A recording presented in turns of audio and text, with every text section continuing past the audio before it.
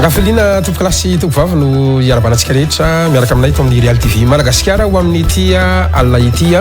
ary fifaliana ho an'ny tena ihany koa no tafaverina indray tafiaraka amintsika rehetra ato anatin'ity fandarana l'invité du jour ito amin'ny Real TV Madagasikara ity nandritra ny roa herinandro isika no nakaina kely ankasitrahako manokana isika rehetra ny amin'ny fiarabana sy ny firarintsoa isorana manokana ihany koa isika izay tsy nisaraka tamin'ny Real TV Madagasikara tao anatin'izay roa herinandro izay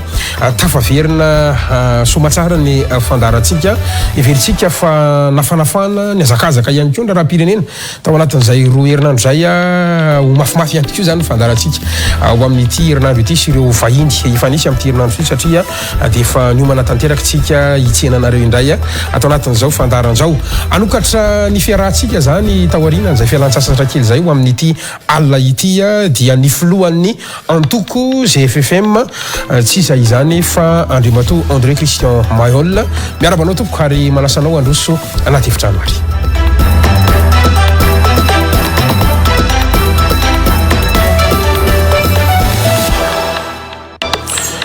miarabanao manokana Andriamato filohan'ny parti politique GFFM mety gaga ny any antrano hoe maninona tsy niteny hoe pasteur Mayol fa andeha ataoko hoe Andriamato André Christian Mayol satria arabaina manokana ianao satria tamin'ny herinandro ambony iny dia anisan'ny nofidiny ny mpikambana ao anatin'ny antoko ho filopitarika indray zany an'izany GFFM izany raha toka olotrotra moa nitarika anazy raha tsivina kely amintsika ny tokantrano ny GFFM dia antoko politika nandrotraka anao o candidat filoham-pirenena tamin'ny taona 2024 ankehitriny ianao no laharana voalohany zany hitantana an'izany antoko politika zany hitondra andraraha-pirenena mazava ho azy topifidianana isika zao iveritsika fa ho resantsika atao anatin'ny fandarana avokoa izany rehetra zany ka dia miarabanao misaotranao ihany koa nanaiky iaraka nokatrampoka indray zany anty fandarana l'invité du jour ty tokoka miaraba Gasikara dia miarabanao koa aloha nahazo patsaka rano iny fitenin'ny malagasy zay dia mirary soanao sy niankonanao mba hitombo ny taranaka mba ampitombon'ny vahoaka malagasy satria manaraka ny tenin'Andriamanitra ihany zay hoe mitera mameno ny tany zany dia miaraba atsika rehetra koa atokantrano ato na ty amin'ny FB na amin'ny YouTube eto amin'ny télévision manaraka an'izao dinidinika sy resaresaka zao dia tsy adino koa miaraba ny madama ko ambony fandrina io fa dia izy raha voatra zao dia eo foana izy tsy tapaka mihitsy manaraka ny fandarana dia manao kokoa atsika rehetra ato tokantrano ato maneran-tany manaraka nyity fandarana eto amin'ny Real TV ity tamin'ny 3 janvier 2023 atsika niona teto farany zany enim-bolana teoriana vao tafahoana indray tsika dia misaotra amin'ny fanasana ary makasitraka koa amin'ny fiarahantsika eto sy ny dinidinika azy eo atao eto makasitraka indrindra tompoko ary raha nyresaka an'izay fahatelo ny volana janoary telo ambiroapolo sy roa arivo zay maromaro zavatra nyresantsika teto manomboka mivoaka tsikelikely ihany koa izy io dia io zany mampatonga na mamitraka hoe enjana le analyse ny pasteur Mayol ve sa efa aminan'iny pasteur Mayol satria io fa manomboka mipotra ny zavatra resantsika idirantsika eo avokoa zany rehetrarehetra zany raha sitraka aloha somary ho resako kely aloha ilay parti politique satria zay aloha zany anisan'ny vaovao tena nanasakanao zany amin'ny hoe voafidy ho filohan'ny GFFM ianao anisan'ny andrasan'ny maro ny adihevitra makasika nyty le resaka nationalité fizakan'ny filoham-pirenena ny zo-pirenena frantsay ity manomboka maneho hevitra raha jerentsika amin'ny zava-misy amin'izao fotoana zao manomboka mivoaka ihany koa mpiaro ny filoham-pirenena ny fitondrana ao anatin'ny fanambarana maro samihafa ihany koa manomboka mivoaka amin'izao fotoana zao ka iveritsika fa fotoana mbola editsika hevitra amin'izany ireo raha mafana indrindra irony tontolo ny fanakatsakana ny etsika politika maro samihafa ho resantsika avokoa zany rehetrarehetra zany fa ny fanontaniako voalohany pasteur Mayol zany araka ny vaovao teo dia hoe ianao no lano filohan'ny GFFM raha ny tantara dia olotsotra no nitantana zany hoe tsy pasteur Mayol zany fa ianao no candidat zany antoko zany tamin'ny 2024 sy roa arivo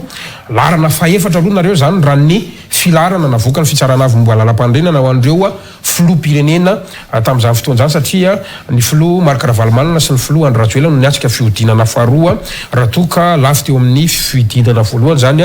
ny candidat Rajonary Mampianina dia nao ny tao aorianany tao dia nanaraka amin'izay zany ny ambony rehetrarehetra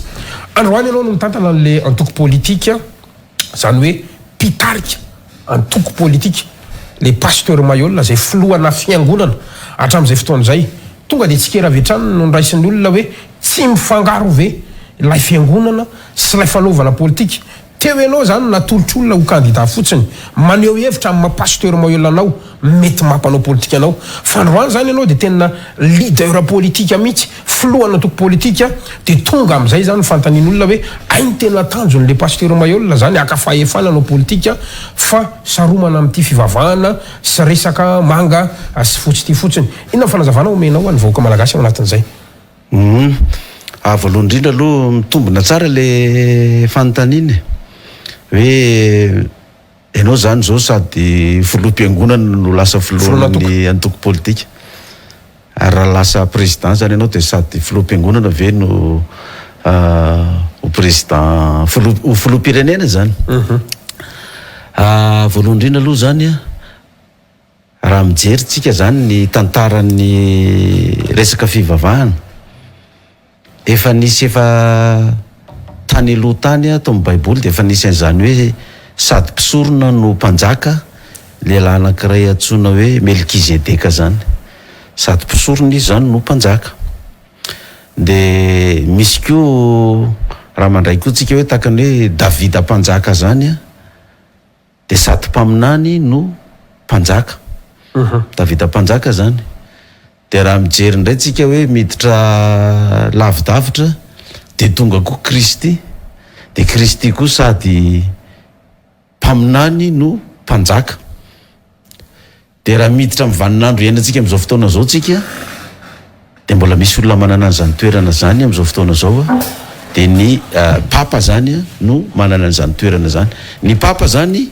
dia sady filoham-panjakana koa izy no filoham-piangonana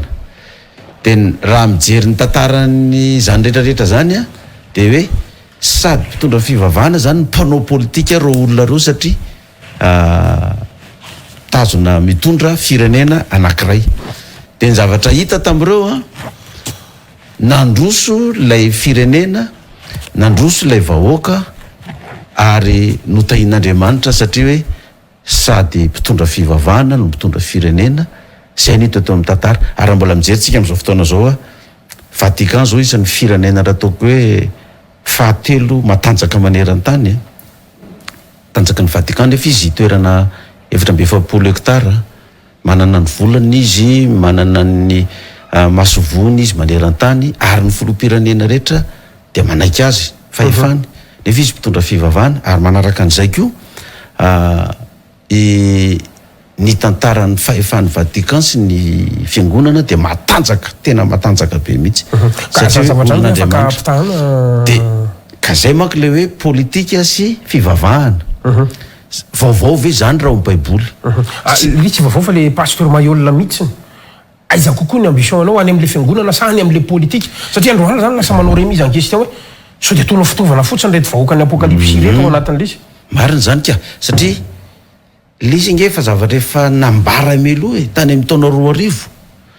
nefa niresahana zany hoe ho avy ny fotoana fa za ho apetraka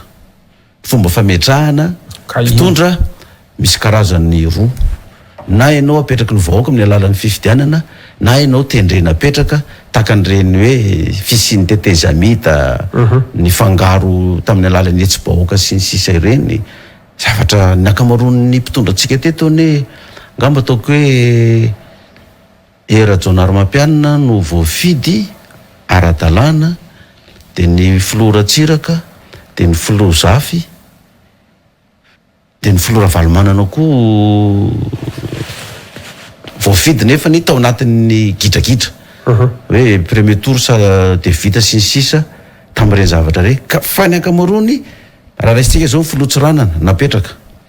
ny Ramanatsoa nitondra ny tetezamita napetraka ny filoha Ratsiraka koa napetraka tamin'ny 95 ny filoha Zafy tamin'ny alalan'ny fihetsem-bahoaka reny koa dia sariny napetraka ihany koa natongavany teo ny filoha Norbert Lara Ratsirahonana napetraka koa natongavany teo ny filoha Andry Rajoelina napetraka koa natongavany teo tamin'ny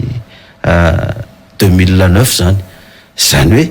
zavatra mety hitranga daholo zany rehetrarehetra zany hoe na mifividianana na apetraka na tongavinao le 2013 sy ny tanteraka mandrakitiana androany folo taona tiarina zao izy tamin'ireo anankiroa reo le napetraka sa le fidim-bahoaka satria nanao testa ihany 2018 fa ohatrany satsy lany ka zay tsy napetraka ny vahoaka ka le 2013 inge efa nresantsika iny fa nresantsika iny lavabe moa nresana iny hoe naninona tsy nilatsaka tamin'ny 2013 nefa nitombe 2013 l'élection de fa nazavaiko iny hoe satria mbola misy mpitondra roa aorinan'ny filora valomanana zay voza ka raha tamin'ny 2013 zany nrotsaka de tsy mbola za le mpitondra faharoa de zay ny tsy nrotsako tamin'ny 2013 fa hoe rehefa afaka folo taona aorinan'ny folo taona ka izany lay hoe hitondrako n'le fanjakana fa mbola misy mpitondra roa aorinan'ny filo ravalomana hatramin'izao ne mbola tsy miova zay mpitondra roa zay mbola mpitondra roa zao taorinan'ny ravalomanana hatramintsika amin'ny resaka zao de nandeha ny 2018 nirotsaka ny antony nirotsako tamin'ny 2018 nahazo baiko ihany hoe andany ianao mirotsaka de nirotsaka tamin'ny 2018 fa ny antony nirotsana tamin'ny 2018 de ny hoe alalana tsara mihitsy manao hoe manahoana moa ny tanjakilay apokalypsy manahoana ny heriny ilay antoko parti GFFM mbola tsy zany antoko no filohan'le antoko GFFM zany fa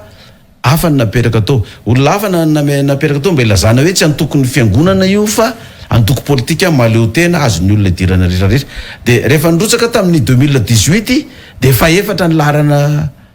azoko zany hoe nilahatra tao amin'ireo filoham-pirenena anankitelo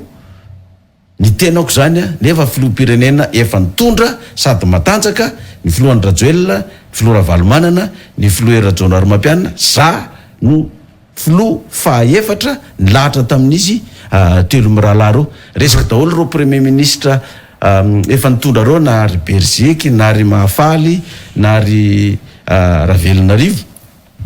ireo ministra nirotsaka candidat rehetrarehetra nefa za tsy mpitondra fanjakana tsinitsina fa olona tsotra fa efatra ny laharako zany hoe antoko politika matanjaka tsara zany ny antoko politika GFFM raha vao nanomboka nirotsaka de nilahatra tamin'ireo filoham-pirenena anankitelo ireo iverenantsika zay rapport de force zay fa amaranao kan'le mombanao mantsy satria zay anisan'ny adevitra io zany ianao zany zao io fa mitarika ny GFFM mandroany raha ny katsikajy politika na stratégie politika mety samy manana ny antokony fa androany zany nanapa-kevitra ny fidy anao ny mpikambana ny GFFM hoe enao no hitarika na tiana na tsy tiana misy antony zany amin'izao top-pifidianan'izao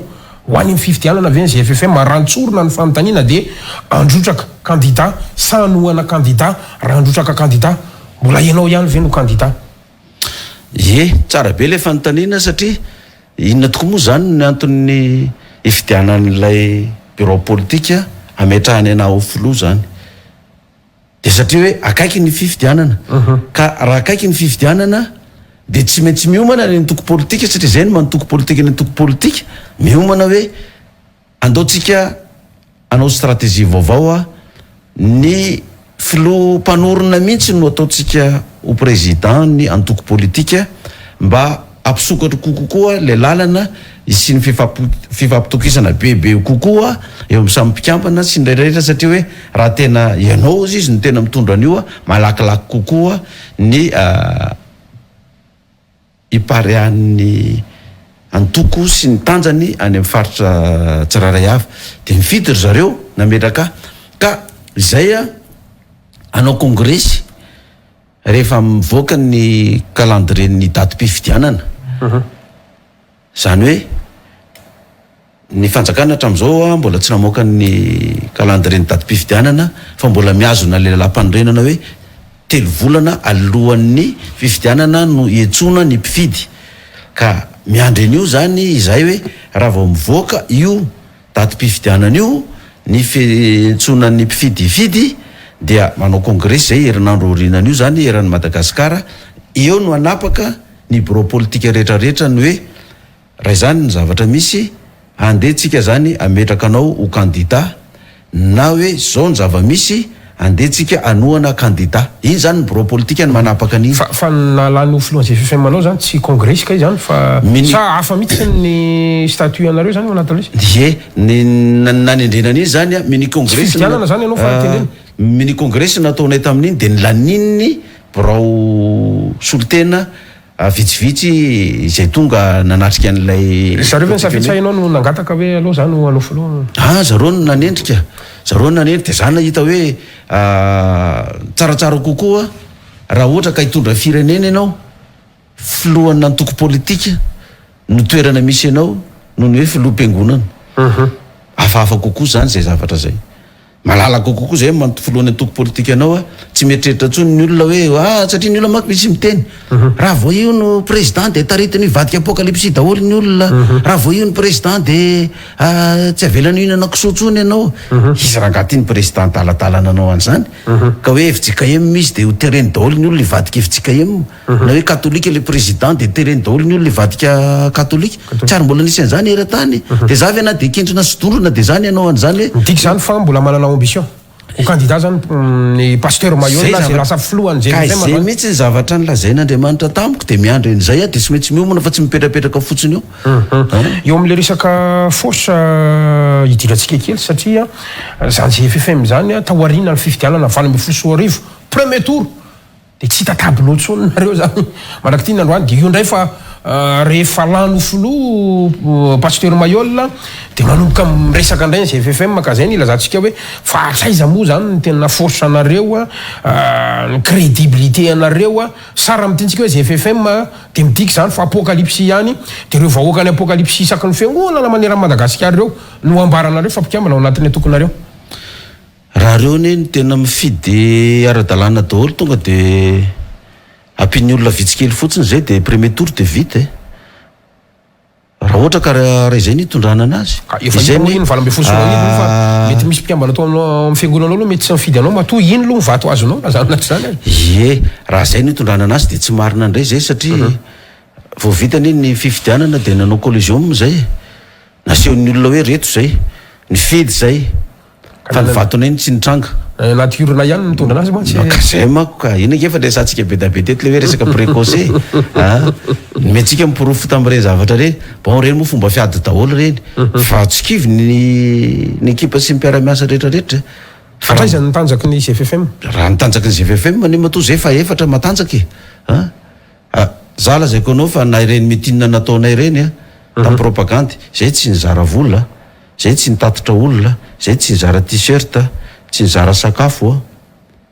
fa tonga de publicité fotsiny nataonay fa ohatrany nalaza be asa raha tadidinao le faradoboka ohatrany naka-artiste manao tombolo pasteur Mayolla atao mamasina sara mba tsaronao izy iny anisan'ny teraka polémika ihany koa tam'izany fotoana zany eo hoe ty pasteur maka mpandeha vody ty za tsy nanao tombolo fa jazz classique jazz classique nataoko tamina tsy naposy fa raha le sary de navoaka satria nisy affiche tam'izay de naka-artiste kosa nareo fandizana évangélique ka lizy zany le maka-artiste tsy hitanao zay atao hitazonana ny le olona marapatonga amin'ny fotoana tongavana de hoe fanao ny candidat rehetra mba maka-artiste fa zay artiste raha ihany ngeny alaina fa zay tsy makabe da be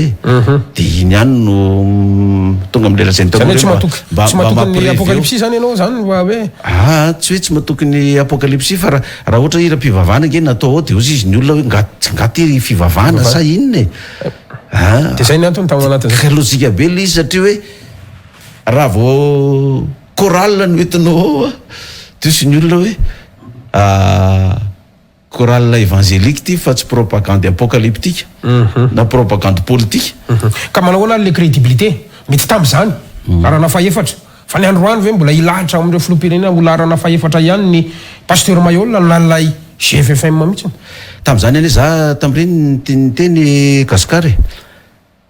langazana fomba fiteny amin'ny propagande moa io fandresen-dahatra ny olona tsiraray avy zany teny enina amby telopolo ny candidat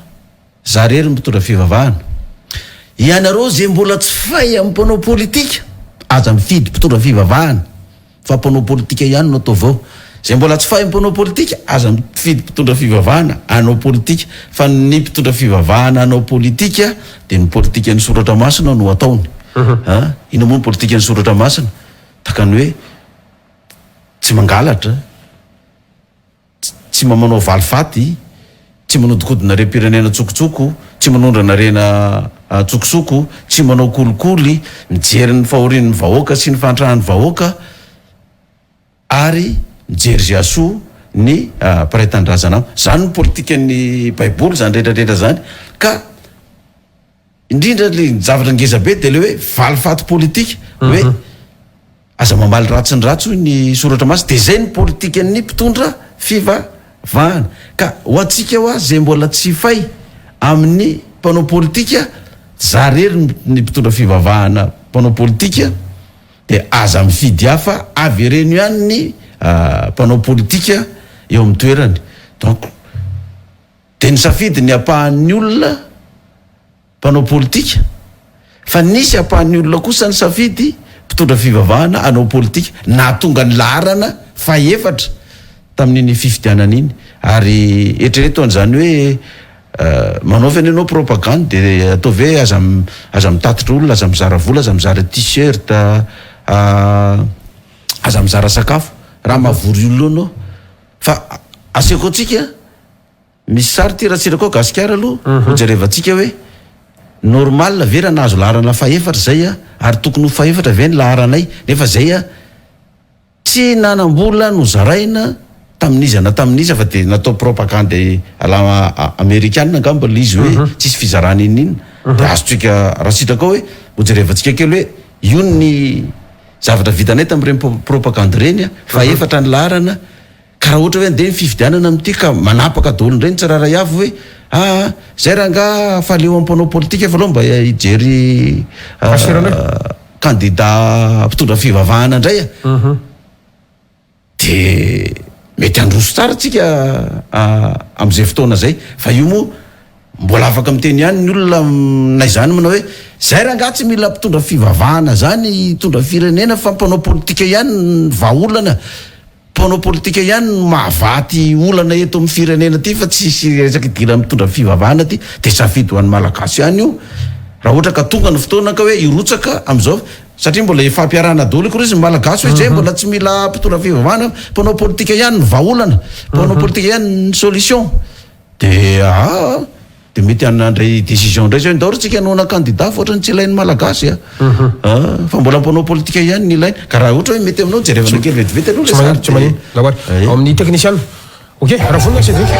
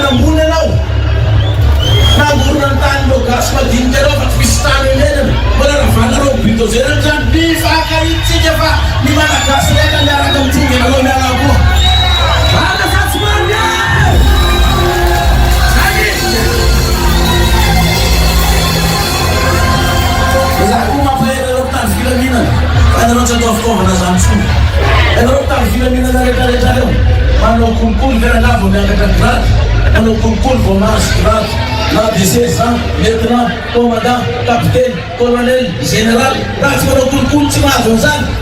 tsy izy tony zany raha tonga ao tsika azo malaza amintsika vaovao malagasy koa fa io aream-pirenena io fa voafehintsika tsara io voafehintsika tsara io na tsy miasa ary ianao rehefa atagano zay dalaina vola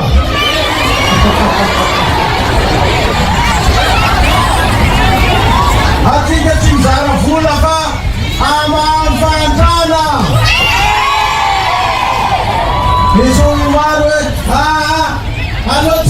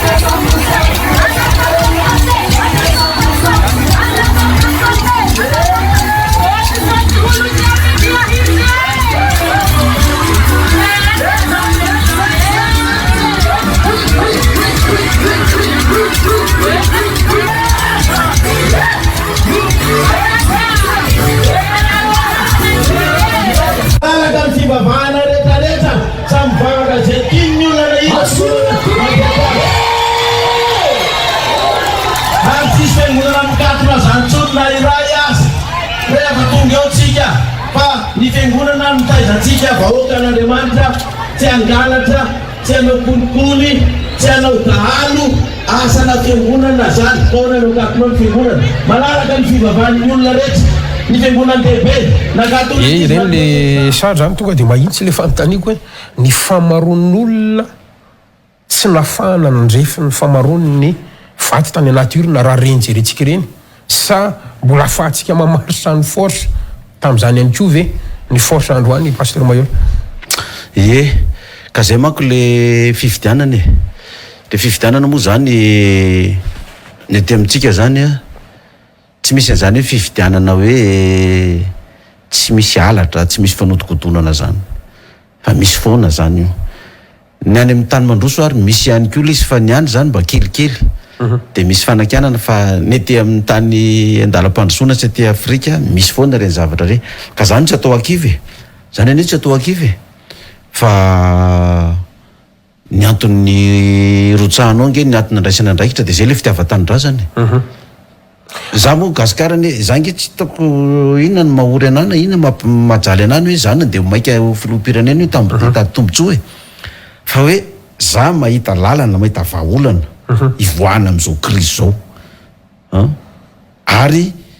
tsy mahanana fahefana anatanteraka an'izay nefany a raha tsy mahazo fahefana satria hoe reny ny vahoaka reny zao hoe propagande raha betsaka ny am'ireny vahoaka reny a mety 20% reny fotsiny ataontsika hoe ny mpivavaka amin'ny apokalypsy fa olona ivelany daholo reny olona reny tsisy zarana vola reny na t-shirt na iny ny candidat nke matetika mizara t-shirt na mizara vola na mitatitra olona vao mahavita ohatrandreny satria misy moyen misy vola donc zay ny système propagande tsy fanomezantsiny zay samy manao zay moyen fa zay tena tsisy zany tsy nanao an'izany zay fa jareo am'le sary teo reny fa nga reny misy t-shirt mitovy ka dimy taona teo reny mety mbola ho tafaverina ve ohatra reny zay FFM raha resantsika situation zay fanontanianao zay raha mbola tsy leo am'mpanao politika ny vahoaka malagasy tsy tafaverina tsony reny raha mbola tsy leo am'mpanao politika hoe mbola mpanao politika ihany navahany ty olana ty de tonga am'izay tenin'izay hoe mbola tafaverina ve reny sady manao message psychologique ihany psychologique zany fa zay zavatra marina zay zavatra marina hoe raha mbola tsy leo raha mbola tsy fay am'mpanao politika vahoaka malagasy tsy tafaverina tsony reny tsy tafaverina reny eny ary hitantsika eo mahakasika an'iny pasteur Mayola andrasana zany ny famohan'ny fitondram-panjakana ny daty mpifidianana de anatanteraka congrès nareo de hitantsika eo zany ny toerana mahakasika ny FFM fa tsy maintsy andresako kely iny loha mba ahafahan'ny tokatrano zany mahafantatra fa androany zany le pasteur Mayola président parti politique FFM zany le vahiny keto de zay nampidirako an'iny andrositsika raha sitraka ao satria andrasan'ny olona zany ty raharaha mahakasika ny zoom-pirenena ny filoha-pirenena Andry Rajoelina ty ady hevitra tena apetraka ny olona androany de hoe vazaha sagasa ny filoha Andry Rajoelina mitantana ny Madagasikara izy ve satsy izy etsekilany ny mpanohitra de tena mametraka mihitsy fa misy ny haute trahison nataony ny filoha-pirenena etsy andanindray ny mpanohana ny fanjakana de samy mezaka manazava tamin'ity farany herinandro ty moa vao tena hitako mivoaka avokoa reo mpiaro ny filoha-pirenena zany mamoaka tena hoetiny lafiny juridika le izy ary raha miresaka an'io tsika dia zavatra anankiroa ny tena mipetraka amin'ny lafiny lalàna de eo zany le code de nationalité fa eo ihany koa zany le lalam-pandrenana de samy mandritra zay mety aminy teo zay ny tena polémika androany fa milohany tena hidirako am'izay aloha de ny anahy tena le analyse satria anisan'ny manana an'izay analyse zay ianao pasteur Mayola ny tsangan-javatra sahala amin'io tsy tonga ho azy fa nisy ny fivoahan'lay dossier raha iverenantsika ny tantara 3 martsa ny gazety la gazette de la grande île namoaka ny passeport ny filoha-pirenena passeport frantsay samy nenoeny teo tsy de niteraka polémika fa tamin'ity farany ty vao nivoaka le taratasy manamarina n'lay naturalisation zany amin'ny maha frantsay ny filoha Andry Rajoelina zay efa tamin'ny 724 nipoaka ny ady hevitra nivoaka ny article 42 ny code de nationalité nivoaka ihany koa ny lalam-pandrenana samy nadika ny rehetrarehetra ao anatin'izany rehetrarehetra zany ny fanontaniako voalohany de hoe tonga ho azy ve ny zavatra sahala amin'ireny fantatrao tsara voaviny eo na tamin'ny filoham-pirenena Emmanuel Macron ny filoha André Rajoelina. Isika dia miara-mafantatra tsara ny fomba fiasan'ny frantsay fa na ny tompony na ny ministeran'ny ati-tany frantsay no manana ny taratasy iny. Apetraka aloha fantanina amin'ny analiziny itsika tonga ho azy ve ireny pasteur Mayol. Avaiza marina ny tena nivoahan'ny dossier efa ny frantsay ve no mamoaka an'io dossier io, inona no mety ao ambadika ny famohanana iny loha raha idirantsika fotsiny contexte raha sirako to. Be da be le fanontaniana napetraka ao sady lava be koa le fanontaniana. Ezaka amaly arak'izay mba takatry ny saiko ihany zany amin'izay zavatra zay satria dia efa resaka be tokoa le izy. Raha ny tena marina raha ny toerana misy tsy dia tokony hoe manana fahaizana hoentina mamaly an'izany fanontaniana avo dia avo zany zany satria tsy fahaizanao mamaly an'izany koa dia mety atonga fizarana eo amin'ny olona mihaino anao na ny an-daniny na ny mpanohana ny fitondrana na ny mpanohatra ny fitondrana. Raha mieritreritra no filoham-pirenena koa everiko tokony afaka miresaka an'izany angambany. Zay indrindra mako raha tadidinao efa nitenitsika teto tamin'ny 2022 ngamba ianao nanasana tamin'iny hoe ny akamaroan'ny mpitondra antsika eto Madagasikara dia manana zoam-pirenena frantsay daholo ary mahazo tombotsoa amin'izany ny mpitondra fa maro koa ny malagasy izay mipetraka ny ampitan-dranomasina any no miandrandra ny fahazahoana n'izany zoam-pirenena frantsay zany ary mijaly mihitsy vao mahazo an'izany satria misy ny sasany ary raha malaky indrindra dia anatin'ny 5 taona vao mety mahavita ny taratasiny azahoany zoam-pirenena frantsay.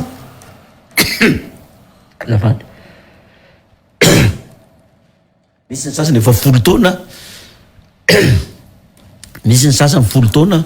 vao mahazo ny zoam-pirenena frantsay. Zany hoe ny zavatra andrandrain'ireo vahiny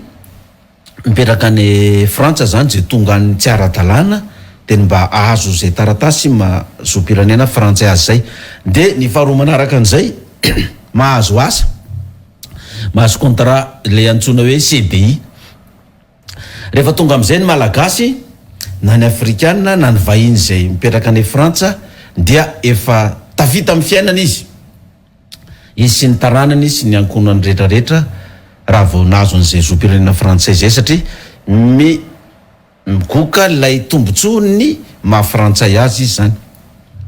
Dia ny tena tamin'izay Gasikara raha tadidinao hoe kinona moa zany ny firenentsika mahantra sy mijaly eto, maninona moa zany tsika raha ohatra ka ny mpitondra antsika ny fandimby rehetrarehetra teto miainga ny filoham-pirenena hatrany amin'ny ministra tany amin'ny sénateur député sy ny sisa mpampianatra na amin'ny université miazakazaka mitady ny zoam-pirenena io daholo dia rehefa mahazo an'io dia milamina ka maninontsika raha samy izany ihany manino raha manao tahaka ny départementa frantsay reny hoe Mayotte la Réunion dia manao référendum dia mba mahazo ny zoam-pirenena frantsay daholo ny malagasy rehetrarehetra dia mba miena le fahantrano. Tsy mila mitady famatsiana amin'ny banque mondiale sy ny FMI tsy mitrosa vola ry sy mitrosa vola ty fa dia ny frantsay no miandraikitra atsika. Hevitra pitaiky fotsiny zany fa tsy dia hoe korony hoe mety aliana ny gasy fa maninona raha izay no atao dia mba milamina tsika dia nijanona teo moa le resaka zany. Dia zao le izy mivoaka amin'izay le resaka nationalité hoe ny filoha mihitsy no manana nationalité vahiny ary tsy mila porofotsony zany fa efa samy manaiky daholy ny rehetrarehetra fa hoe misy tokoa izy satria araka ny teninao tao hoe ny mpiaro ny fanjakana ny mpitondra ny filoha Rajoelina dia manazava ny antony nazon'ny zoam-pirenena frantsay ny aty amin'ny mpanohatra dia milaza koa fa nahazo zoam-pirenena frantsay zay zany efa tsy adevitra ntsony hoe nahazo izy sa tsy nahazo fa fanontaniana mipetraka anankiray zany tsara ho fantatritsika malagasy sy tsika tsirairay avy hoe maninona moa zany ny olona no mangataka zoam-pirenena frantsay, inona ny antony na malagasy izy na congolais izy na ny antony de zao tena misy tombontsoa io, misy tombontsoa indrindrandrindra fa ho an'ny tany mahantra. Nandeha teto amin'ny fandarana antsika teto ny mpanolotsaina amin'ny président Rina Rakotomanga, fanteneniny mihitsy le izy hoe ianao ve omena, zay moa nylazany azy, tenao ndray ny avinavina, tenao ndray ny avinavina zany hoe omena tombontsoa ianao ngeny dikan'izany ve de enao ny avinavina, satria tena misy tombontsoa mihitsy io zany. tombontsoa any am'le olona, le olona zay mahazo azy. Voalohany raha ohatra ianao ka mpanao politika ka manana olana eo am'le firenena misy ianao de afaka mialokaloka any Frantsa ianao, mizaka firenena frantsay ianao, olo-pirenena frantsay ianao, afaka mialokaloka any ianao. Raha misy raha pitsarana mety mahazo anao any amin'ny firenena tsiraray avy any de tahaka ny ressortissant frantsay rehetrarehetra, ny frantsay mihitsy miady anafahana an'ilay frantsay any am'le toerana reny tratran' zareo terroriste lasa kidnapping reny, de zareo mihitsy ny manao intervention anafahana an'le olona. Raha marary ianao de afaka mitsabo tena any Frantsa etoana, ampianatra ny zanakao anao dia tsy mila mangataka visa tsy misy tonga diny de automatika afaka mianatra amin'ny université any andafy ny zanakao. Zany hoe misy tombontsoa be da be ao zany, na resaka fahasalamana na resaka fampianarana, ary mahazo aide sociale koa ianao, surtout hoe manana janaka maromaro. Zay zao manana fianakaviana rapatrie any Frantsa, ny aleto izy 12 ny zanany, teraka tsy manambady izy zany 12 ny zanany fa tonga tany Frantsa izy vita nampianatra ny zanany 12 reo satria misy social miantoka an'izany, ary tsy niasa le raha matoa fa ny volan-jazan'ireo zazareo de fa ampy ny velomany zareo. Andeha avion ry zareo na andeha TGV izy na andeha transport de hoe famille nombreuse, ambany de mbany iny ny sarany alony. Zany hoe misy tombontsoa be da be zany amin'ny fahazahoana zom-pirenena frantsay io, ary tsy misy firenena vahiny mahazo zom-pirenena frantsay na gasy na afrikanina ka ilaza hoe maty ato ka na zom-pirenena frantsay. Dikan'izany na ianao hoe gasikara na olona tsotra no anontanianao ka azavainao am'ireo tsika malagasy eto hoe inona moa ny tombontsoa raha mahazo zom-pirenena frantsay ianao, raha am'izao fantrana iaina ny vahoaka malagasy zao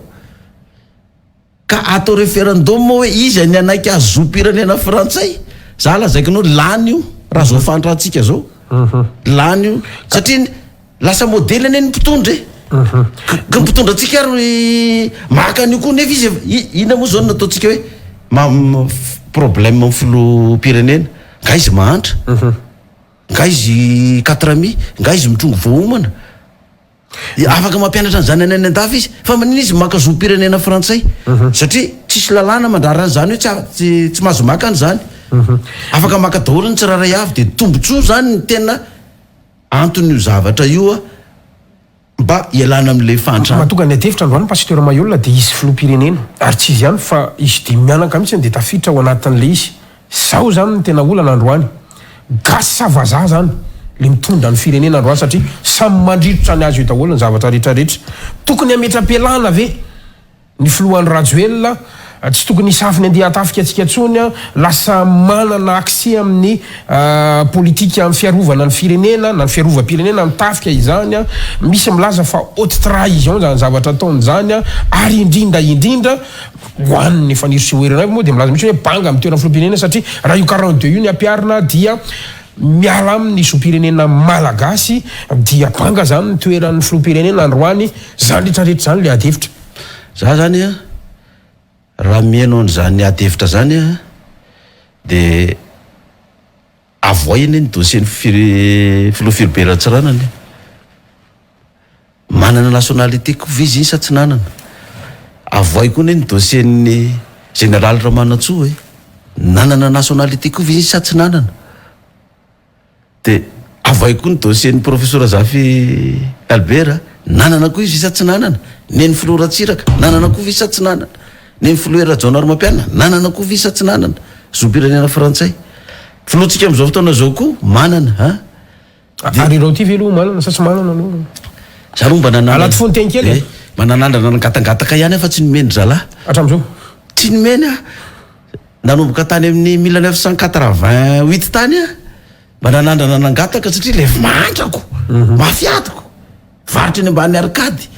de mahita le fianakaviana fa manana nationalité tavita daholo ny zany any rehetrarehetra mamboatra trano be daholo zareo mitondra vola euro te Madagasikara fa am'izao filoam-piangona zao tsy mbola meny koa ndoraka mangataka tsy nomeny tsy nahazo hatram'izao de raha mena le dinidinika sy resadresaka neny ohatra ny miara-miasa ihany zavatra rehetra soso ihany tsy nahazo zany fa raha nahazo tao zany mety tsy milatsaka ho fidiana ntsony raha ohatra zao ny mandehany andraparatesy mihitsy zany araka le niteneninao fa ny filohandry Rajoelina latsaka izy tamin'ny 2018 tsy hitany ACC ve izany lalàna zany fa naninona izy navelan'ny latsaka ary tsy hitan'ny ACC koa ve tamin'ny reny fotoanan'ny atetezamita reny tamin'ny tetezamita izy mbola tsy nahazo an'le zopirenena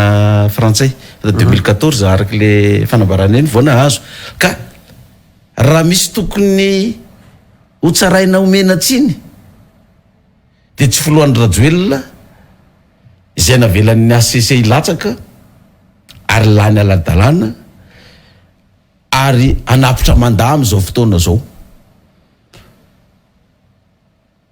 na zary mitoeriny filohan'ny Rajoelina na inomeno na io raha ohatra ka zay ny lalàna hoe tsy mahazo milatsaka na tsy tokony hitondra firenena rehefa tsy manana rehefa manana zopirenena frantsay donc mazava ho azy zany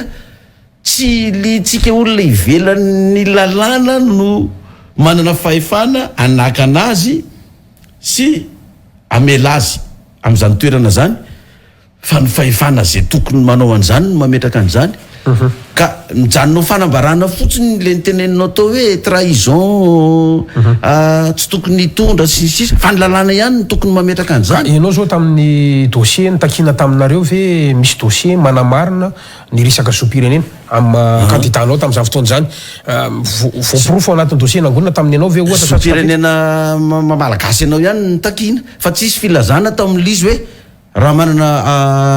ny zopirenenanao raha misy frantsay na misy amerikanina na misy anglisy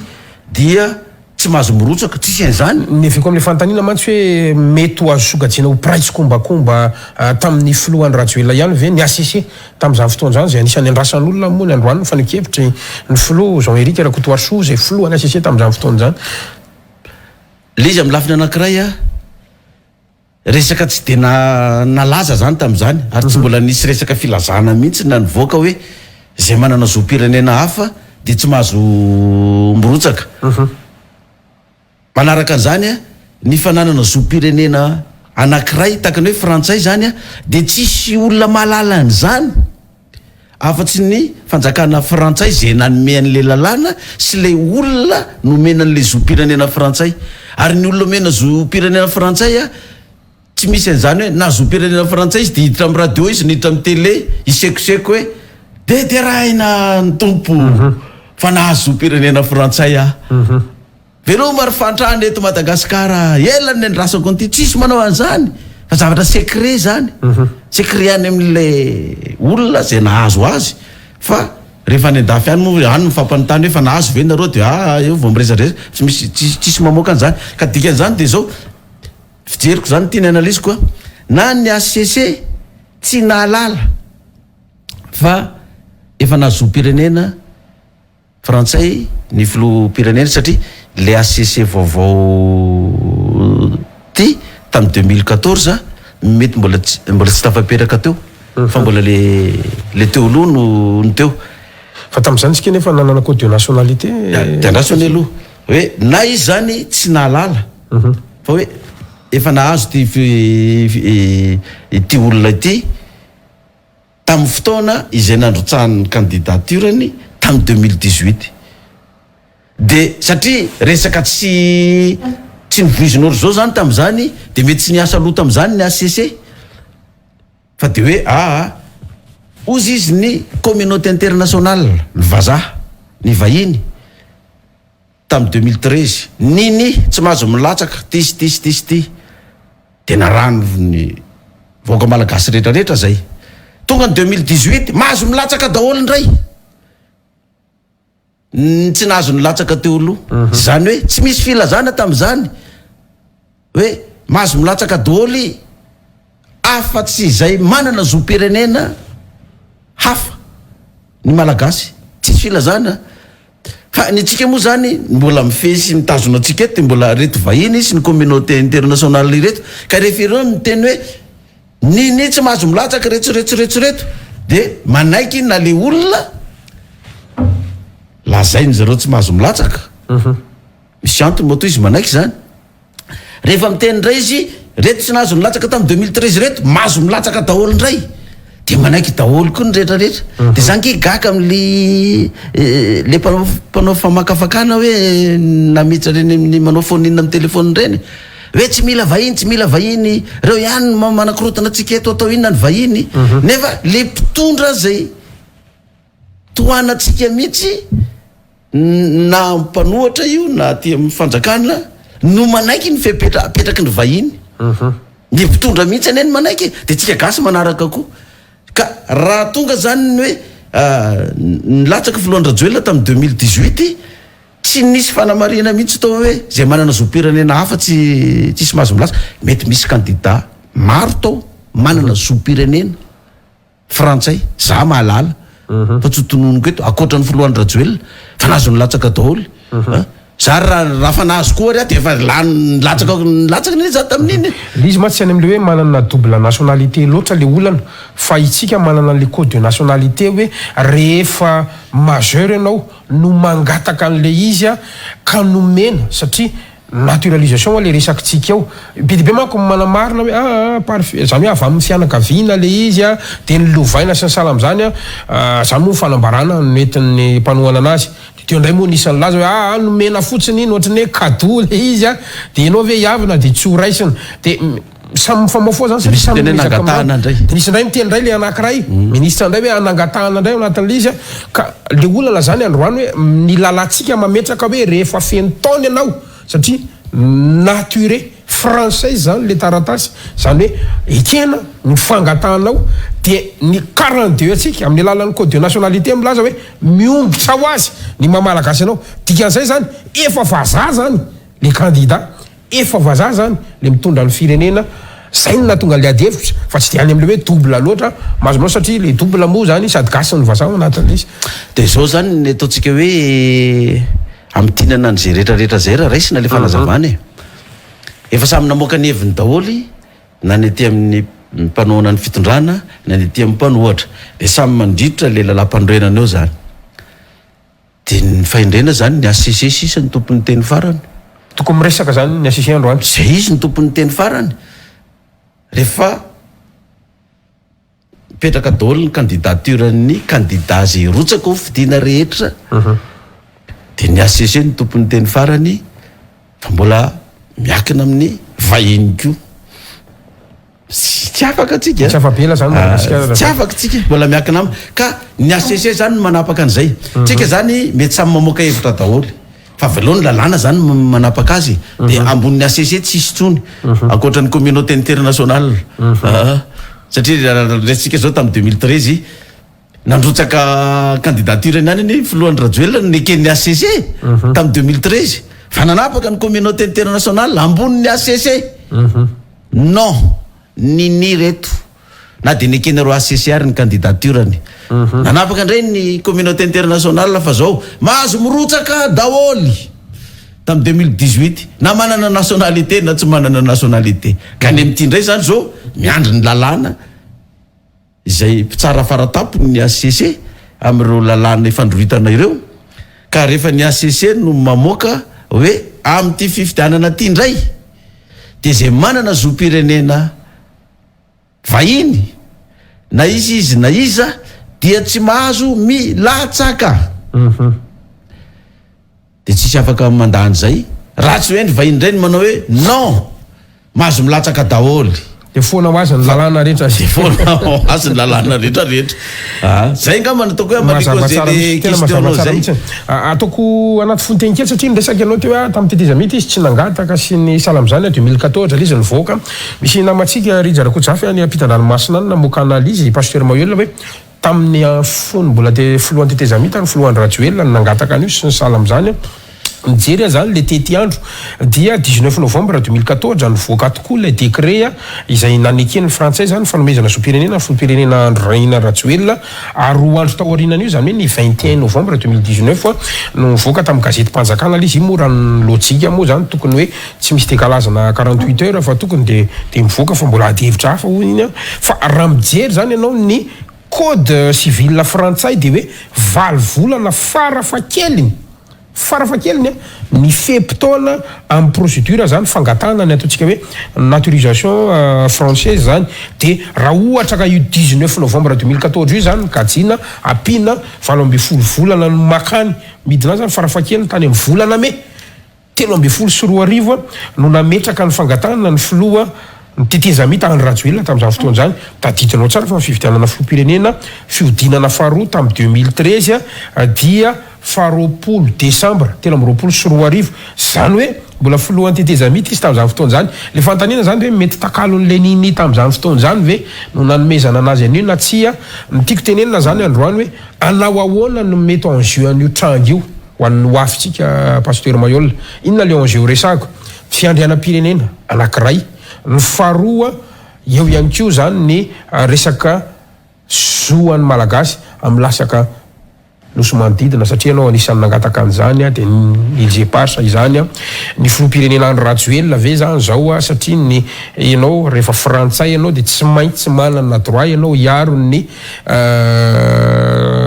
tombotsoa any frantsay nefa nyty malagasy ohatrany ahoana ny mety en jeu an'izay lafiny ara diplomatika sy ny mety ho avy politika ny filohan'ny Ratioel akio satria so de fananina alefa tokoa iny mba ahafahany mivoaka amin'ny varavarana dehibe tsy rotsaka satria nan'ny mitondra teny gouvernement ary milaza matahotra ny andro Ratioel ilatsaka ho fidiny reo mahatonga andreo manao an'izany somary taritiko kely eo amin'ny lafin'izay le izy pasteur ohatra ka sitraka le ho avy zany précise kely tsara zany le fanontaniana zany hoe inona zany tena tianao anao ahoana ny ho avy inona ny fetraikany io ny ho avy ny andro Ratioel aloha zany amin'ny fifidianana manaraka eo zay fantaniana voaloha fantaniana faharoa de anao ahoana no avy Madagasikara inona ny enjeu an'io resaka ilzepasa resaka fiandrianam-pirenena resaka tafika atao no avin'ny filohan'ny Ratioel zany amin'le resaka fifidianana miakina amin'ny ACC zany zay miakina amin'ny ACC ray hoa fa mbola miakina koa amin'le firenena vahiny zay zany aloha mamaly an'izay fanontaniana zay rehefa manaiky ny ACC hoe candidat izy amin'ny firotsahana filopirenena de tsy misy an'izany hoe atahorany izy na atahorany hafa fa de candidat izy zany de mirotsaka izy zany de amin'ny maha-candidat azy anao zay fomba alany azy izy fa tsy candidat irotsaka nefa anao fomba zay tsy alany anao tsisy an'izany zoany tanteraka zany zay na manana zopirenena izy na tsy manana zopirenena amin'ny maha-malagasy azy de eo foana zay mahagasy azy zay zay zany amin'ny lafiny anankiray ahoana no aviny zany amin'ny resaka politika de ny ACC sy ny firenena vahiny no hitako hoe mamaritra an'izay raha izay de hoe le fiandrianam-pirenena le fiandrianam-pirenena ilzepasa sisy malagasy atsika ny tombotsoa atsika malagasy ao anatin'ny enjeu politique sy ny diplomatique nisy fionana efa natao ny itakinany ilzepasa io de natao tery amin'ny avaratry ny rova atao amin'ny palais tao netsona nyreo malagasy solotena de netsona ny solotena ny frantsay idinika an'le ilzepasa de rehefa nijerevaka daholo ny akamaroan'le olona dinika an'le izy tao olona manana zopirenena frantsay daholo de tadidio zany rehefa manana zopirenena frantsay ianao de ny filopirenenanao zany anankiroa sady filopirenenanao ny frantsay no filopirenenanao ny filopirenena malagasy aiza anao ny mahazo tombotsoa bebe kokoa any am'le zom-pirenena frantsay ve ny tena zaonao tombotsoa bebe kokoa sa any am'le anananao zom-pirenena malagasy dikan'izany valiny de tsotra raha olo tsotra ianao a manana zom-pirenena frantsay de any amin'ny frantsay zany ny tena zahoanao tombotsoa be da be kokoa ary zay ny tsy ipetrahanao eto Madagasikara fanaovanao vakansa fotsiny eto na hitondranao vola anaovanao trano any fianakaviana ampandofana ampandehanana mba ampitombo ny vola satria any amin'ny frantsay no nananao tombotsoa bebe kokoa noho ny tia Madagasikara zany dikan'izay raha mpitondra fanjakana indray zany ianao eken'ny frantsay nitondranao fanjakana satria anao manana zom-pirenena frantsay fa na inona ho lazaintsika na inona ho lazaintsika dia misy dia tanan'ny frantsay sy ny communauté internationale foana ny fametrahana olona aty amintsika zany mampatonga antsika mbola isaky ny anao fividianana tsy maintsy mbola miandry ny basket fonde tsy misy volley ball fonde na rugby fonde na foot fonde basket fonde tsy maintsy miandry tsy maintsy idira manina izy miditra tsy fanomezantsika io Gasikara ny firenena vahiny na frantsay mifikitra eto amintsika na ny communauté internationale dia misy tombotsoa ho an'ny fireneny eto Madagasikara ka zareo mitady tombotsoa ho an'ny fireneny izay ny tsofoany sy idirany eto satria izy mitady tombotsoa ho an'ny vahoakany tsy misy an'izany hoe frantsay na amerikanina ka hoe manao trafika ny amerikanina na ny frantsay na ny européenne ka ny volamena avy any anaovan'ny trafika alefa ny ety amintsika na ny pétrole any am'zareo anaovan'ny trafika alefa ty amintsika na ny financement ny zareo any ahodiny alefa ny ety amintsika na hoe anaovanjavatra tsy ampandroson'ny fireneny tsy manao an'izany reo fa aty amintsika misy tombotsoa de tsy hitako izay anomezana tsiny anazy ko samy mitady tombotsoa amin'ny fireneniko za zao zao raha filoham-pirenena malagasy ane za zany na hoe izy amin'ny filoham-pirenentsika te de taky mitady ny tombotsoan'ny firenentsika ny tokony ataon'le mpitondry fa zavatra misy any hatram'izay a tsika tsy nahazo tombotsoa mihitsy fa nenahantra foana hatram'izao e fa ny vahiny nahazo tombotsoa dikan'izany ireo firenena vahiny reo zany a raha manana zom-pirenena frantsay indrindrandrindra ny mpitondra ny membre ny gouvernement sisisa de tsy afaka izy fa nitapany ilany tsy maintsy miaro ny tombotsoa ny vahiny nitapany ilany miaro ny tombotsoa ny gasy fa izy manana zom-pirenena io tsy manana fahefana feno amin'ny firenena zay tazoniny izy fa ilay nanome zom-pirenena anazy no tompony fahefana mibaiko azy zany ao nampatonga leniny e de mahazo milatsaka taolo indray rehefa avy eo porofon'zany zavatra zany ary jerefo tsara ny mpitondra atsika zay manana zom-pirenena vahiny a rehefa raikitra ny rotaka sy ny grevy a ngareo misy mipetraka eto fa tonga de mahazo mialokaloka fotsiny any izay mpanaradia azy ka tsy manana zom-pirenena de miandry ny fitsaram-bahoaka eto ohatra nisy tamin'ny andro ny ratsiraka tamin'ny 2002 reny sy tamin'ny 2009 ny filoravalomanana reny zay nanana zom-pirenena afaka ny alokaloka tany ivelany fa zay tsy nanana tsy afaka ka raha resaka Îles Éparses ianao zao ohatra tonga de nasiony Macron mihitsy hoe ici c'est la France tany amin'ny Îles Éparses fa ngatsika nisy androm-panjakana sa nanao fanambarana ka nanao hoe Îles Éparses c'est Madagascar tsisy nefa ny frantsay ny teny zay dikan'izay zany a sarotra be ho an'ny olona manana zom-pirenena frantsay ny hitaky ny Îles Éparses satria izy frantsay de tenen'ny frantsay zao fotsiny ngenareo manana zom-pirenena frantsay e ndraitrarehetra io zany teneniko hoe tombotsoatsika frantsay ngeny fa nanana ny Îles Éparses io e ary ny tombontsoanao aty aminay ny tena misy ka ho aritsika veny ventsika frantsay tsy aloha tazonitsika zay tombotsoatsika any firenena amin'ny mahafrantsay atsika ary raha tsy manana zom-pirenena frantsay anao ny andeha hitaky ny Îles Éparses ohatrany nataoko zany nitaky ny Îles Éparses fa sisy ny olona hoe ny ato ary tsy vitako dingadingana ny any ambadika any nitadiavina za mba nietreritra hoe fitakina ny Îles Éparses no atonga ny malagasy tena ividy inandraha ka ny malagasy tsy mirarahan'le izy nefa zary tsy manana zom-pirenena frantsay dikan'izany na tsy manana zom-pirenena frantsay ianao raha mbola ny vahiny no manana fahefana eto amin'le firenenao tsy zay tianao natao zao nge tsika gasikara miakindomy rehetrarehetra ameko ohatra fotsiny ianao zao hoe mitabataba ny olona fa hoe 1% no azo amin'ny Ambatovy sy ny QMM 1% de le mpanona ny fitondrana zany mitabataba amin'ny filora valomanana nanaiky an'io 1% io fa maninona ary ny mpitondra tateoriana Ravalomanana nanomboka tao amin'ny herina Jaonaromampianina sy tamin'ny filohan'ny Rajoelina hatramin'izao tsy mahavita manova le 1%. Maninona izy tsy mahavita de maninona koa ny mpitondra teo aloha tsy nanaiky na tsy namela ny firenena vahiny hitrandraka ny harenantsika teto amin'ny firenentsika ohatra hoe teo ny Philibert Ratsirana première république Philibert Ratsirana ve de tsy nalala ny harenantsika ny volamena ny pétrole ny vatsoa eto fa maninona ny slogan aperaka tamin'izany de ny hoe fambolena sy fiompiana ny antoko ny fampandrosoana ny Madagasikara raha tany amin'ny première république aloha izy ataontsika hoe mbola nazaka tsara fa raha am'izao maninona ny firenena vahiny tsy mametraka an'izany any amin'ny firenena misy azy hoe fambolena sy fiompiana no antoko ampandrosoana ny firenentsika fa maninona izy makaty amintsika mitrandraka sy ny harenantsika ty Madagasikara ary tsy vitan'izany fa mbola mandray ny fanondranana tsokotsoko ny arena alefatsika ny ivelany any na volamena io na vatsoa io na bois de rose raisiny zareo izy rehefa tonga any satria nahoana tombotsoan'ny firenena tsy ara-dalàna i raisiny dalàny firenena zay namoaka azy tany namoaka azy tsy ara-dalàna tany fa raisiny le izy satria tombotsoany azy ny tadiavina ka raha ohatra hoe manana zom-pirenena vahiny ianao nitaky ny Ilze Parsa raha vao ataon'le frantsay an'izay fotsiny ianao hoe voalohany ianao frantsay zay vao gasy tombotsonao aty aminay vao zany tombotsontsika zany io nosy io tika mody mitakitaky fotsiny anao ritaky fa tsy possible io tsy possible io izy mitady ny tombotsony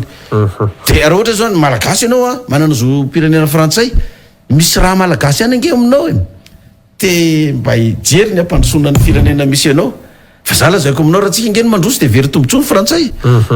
de izy ve de anaiky an'izany raha tsika ne mandroso de very tombotsony communauté internationale satria tsy hitrosa volany banque mondiale ntsony ianao tsy hitrosa volany amin'ny FM misy ny Union européenne sy ny badintsony ianao de rehefa tsy mitrosa any ianao ino fidiram-bolany zareo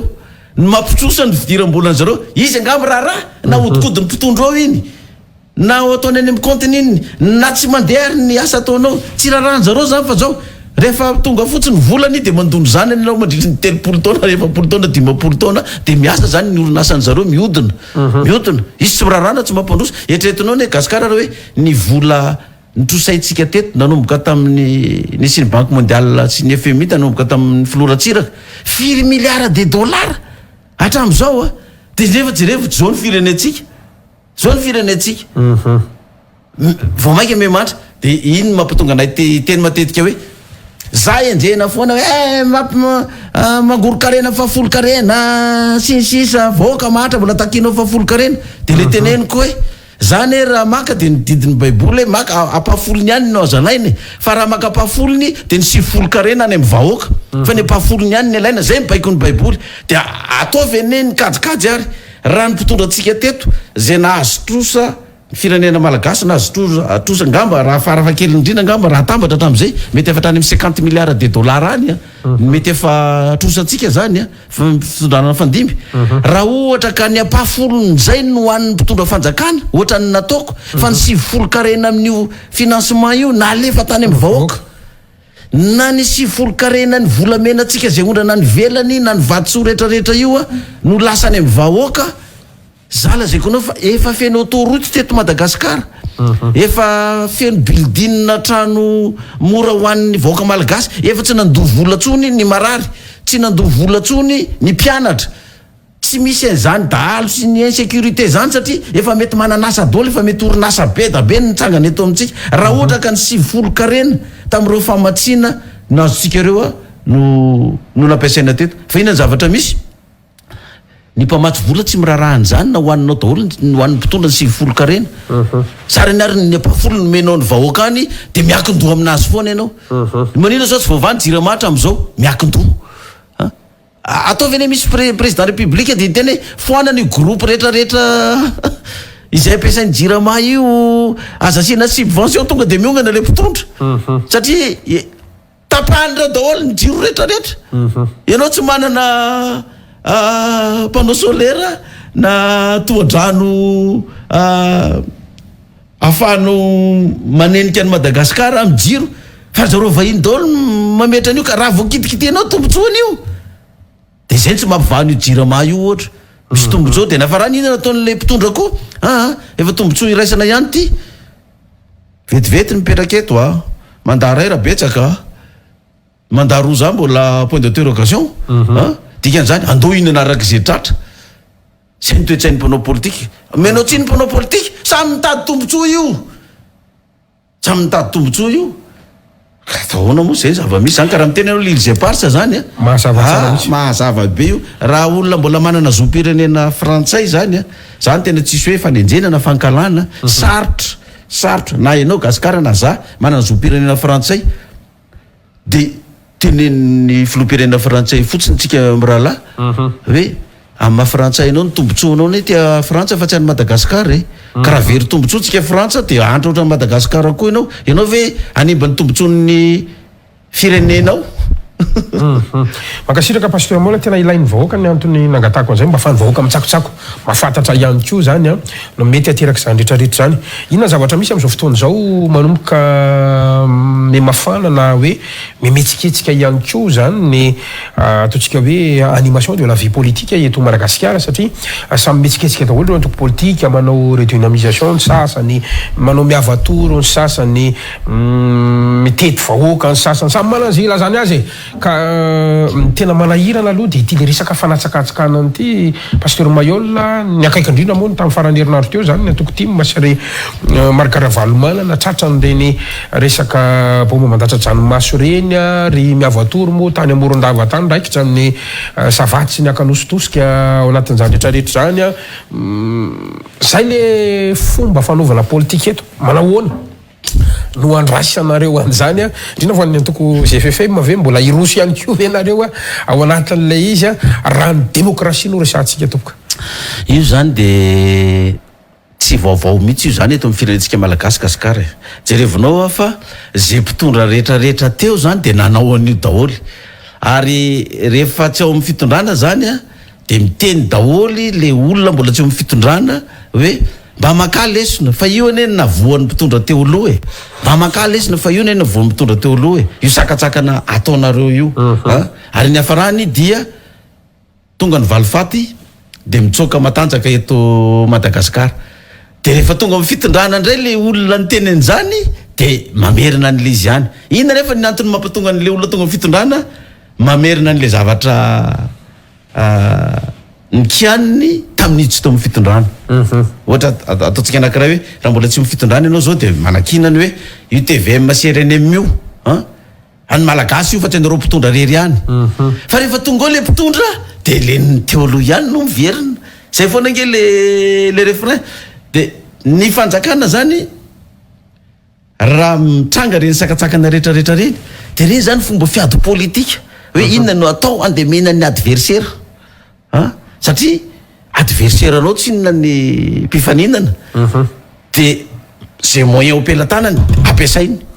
ka tsy midika ho falemeny fanjakana ve ny manao zavatra sala am'izany na hoe matahotra koa fanjakana mety ho ao anatiny koa mitovy am'izany ihany ny langazy tamin'ny ratsiraka ny tondra loratsiraka ny tondra nataon'ny mpanohatra de mitovy am'izay langazy anao zay ihany koa ny langazy de rehefa tonga tao filoha Ravalomanana fatahoran'ny mpitondra io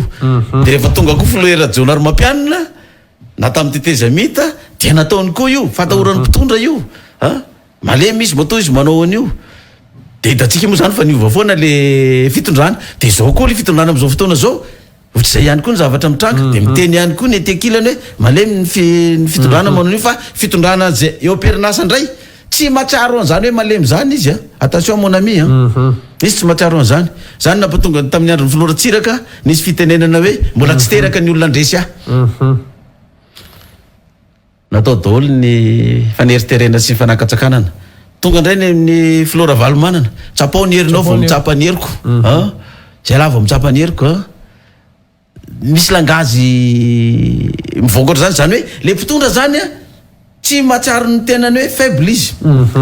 satria nahoana ny mpitondra dia afaka mamory vahoaka any amin'ny toerana tsiraray avy tsy misy sakatsakana. Tena normal be zany satria anazy ny fahefana, anazy ny fanjakana, izy ny afaka anakanakana anazy eo. Normal be zany. Ary izy koa raha manao an'izany de zao mitady ny tombotsony koa izy fa tsy isy mpitondra hoa andeha hiteny hoe ana ny fanjakana de rehefa avy eo hiala teto fa omeko anao io anaovanao valy fahateto ary ny zavatra ataony mpitondra manosika anazy tsy maintsy anao zay alany azy amin'ny fifidianana manaraka satria miteraka valy faty automatika le zavatra ataon'le mpitondra. Raha ohatra ka miala eo izy ka miditra ireto olona nanaovany atsoja ireto de automatika zany lasa miodikodina eo foana zany tsika, miodikodina am'izay foana zay mpitondra de mampiatra ny fahefany ho an'izay aty velany de rehefa tonga reto de miditra ao koa de sala zay koa anao ataoko hoe ohatra faran'izay tsotra mbola tsy nitondra zao ataoko hoe siteny zao ataoko hoe mbola tsy nitondra raha ataoko hoe izy zany zao no tonga eo tsy manana accès mihitsy izy amin'ny radio-pirenena malagasy sy ny télévision de raha tonga eo ve izy de ny ekipa ny foloany rajoelona miala teo ve de ho avelany niditra eo ko ohatrany zay ihany angeny ny zavatra nisy hatramin'izay sakatsakanan-anao izy tamin'izy nanao propagande de tonga fotoana propagande izy mitondra de anao koa ianao alohan'ny fotoana mipody aminao io tena tsy afaka misy lobolana gasy hoe tody tsy misy fa natao le miverina. Inona zany lesona azo tsoana amin'izany satria boribory vetaveta raha atao teny gasy le cercle vicieux zany neo ihany neo ihany miverina zany ny olona fotsiny miova misy lesona azo tsoana ve inona ny tokony ataony malagasy mahiano an'izany resaka ao zany sa ahoana tsy fantatro. Lesona azo tsoana de zao le teniko ihany raha mbola tsy fay amponao politika raha mbola tsy epaka ozy zareo tany avaratra raha mbola tsy leo de ireo ihany iverina fa zay ihany no iverinao zay foana no miodikodinao raha mbola ireo tsisy resaka ataontsika fotsiny eny ataovy exemple fotsiny atao hoe mialy Flora Joel de miverinao Flora Valomanana ohatra raha anao deuxième tour izy mirahalahy ohatra zany de miverina Flora Valomanana na hoe anao deuxième tour Flora Joel sy Siteny na anao deuxième tour ny Flora Joel sy Era Jonar Mampianina sala zay koa anao raha resy Flora Joel raha resy ny candidat anankitelo reo de milefasa zay tokony lefa zay manana zopirenena frantsay melohany hitrangany zay hitranga de miala meloha teto fa za tsy ino na izy zay teny na izy zay teny ka de hoe tsy anao valifaty ireo candidat izay anao deuxième tour Flora Joel nareo za rery ny tsy manana valifaty atao am'ireo filoham-pirenena anankitelo reo ary zay koa mbola tsy anaovako hatramin'izao mbola tsy voako am'ireo satria so de za koa no ataony ohatran'io ka maolona mety ho tonga ihany koa izy satria hoe mba narary koa nataony tena fa rehefa tonga eo ataoko mamaiky io ty fa raha zareo am'izao fotoana zao reo no anao deuxième tour Flora Joel ka resy izy tsy mampino zany hoe zay tsy anao valifaty zany langage politique zany hoe zay tsy anao zany za rery ny tsy manana an'izany satria zay mbola tsy anaova koa zao za miandry ny hoe ara-dalàna tonga amin'ny fotoana afaka manao propagande tsy namany de manao za koa tsy anao pré-campagne zany satria mandalo vola fotsiny koa izy amin'ny pré-campagne zany ny olona fa fatany ihany nofidinina ianao na tsy ianao ianao lany vola ny olona zao nge fanarotany vahoaka zao hoe tonga indray ny propagande de mba mahazo t-shirt mba mahazo vary mahazo menaka kelikely indray nareo mpanao politika moa mezaka mitaizan'le vahoaka am'izay fa za mino fa efa aka za no tsy taizana na zao de efa teneniko zany za rehefa manao propagande za tsy manana t-shirt zaraina anareo za tsy zara vola aminareo za tsy hitatitra anareo zany fa rehefa tonga anareo de ino ny programme ko izao no resahako raha mety aminareo de anjaranareo misafidy raha tsy mety aminareo mpanao politika mbola betabe reo maro isafidianana ka raha lesona azy tsoana zany am'izao de raha mbola ireo mpanao politika ireo ihany no tonga eo satria ireo no mambahoaka de miomana fa ikotsafy ihany no Alexis ono pasirama eo lazay manko an'le mpanao politika fa ity tena sensible ty sujet ty kanefa nlisy tsy maintsy resantsika farany teo zany le resaka folo alin-da tsy fantatro